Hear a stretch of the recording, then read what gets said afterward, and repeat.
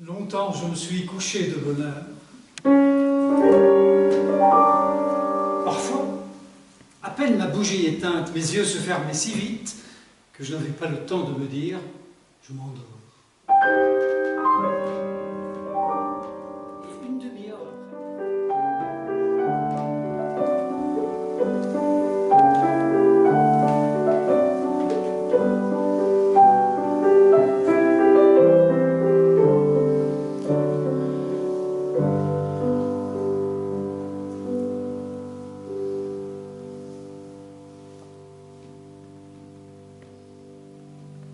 j'appuyais tendrement mes joues contre les belles joues de l'oreiller qui, pleines et fraîches, sont comme les joues de notre enfance. Par mesure de précaution, j'entourais complètement ma tête de mon oreiller avant de retourner dans le monde des rêves.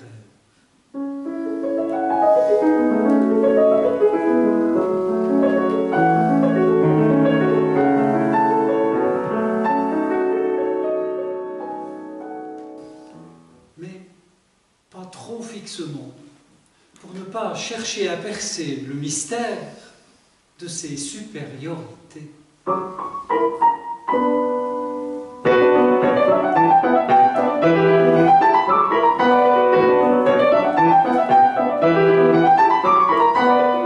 Mais ma grand-mère, elle, par tous les temps, même quand la pluie faisait rare,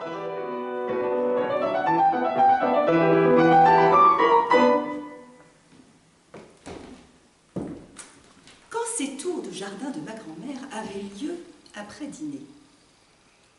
Une chose avait le pouvoir de la faire rentrer.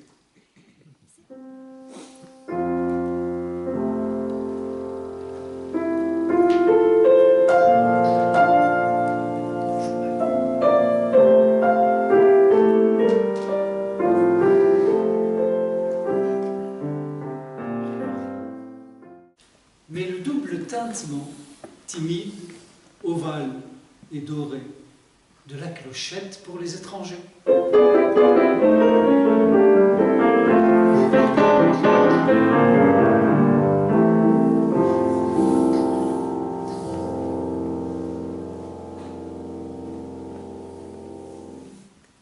Tout le monde aussitôt se demandait « Une visite, qui cela peut-il être ?» Où l'on voyait passer et repasser, obliquement levé vers le ciel, son beau visage aux joues brunes et sillonnées, devenu, au retour de l'âge, presque mauve, comme les labours à l'automne.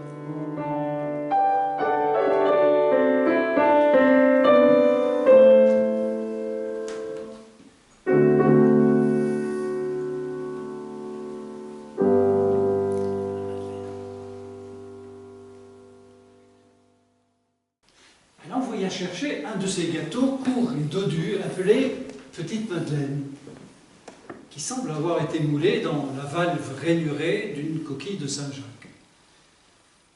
Et bientôt, machinalement, accablé par la morne journée et la perspective d'un triste lendemain, je portais à mes lèvres une cuillerée du thé où j'avais laissé s'amollir un morceau de madeleine.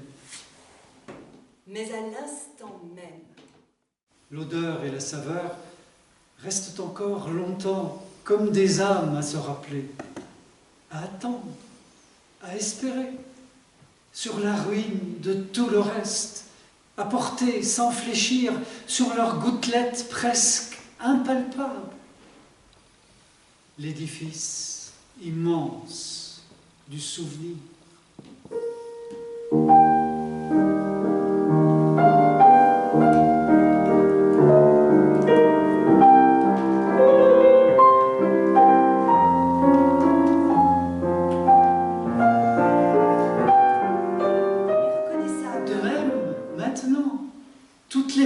notre jardin, et celle du parc de Monsieur Swann, et les nymphéas de la Vivonne, et les bonnes gens du village et leurs petits logis, et l'église. et tout Combray et ses environs. Tout cela qui prend forme et solidité et sortie, ville et jardin, de ma tasse de thé.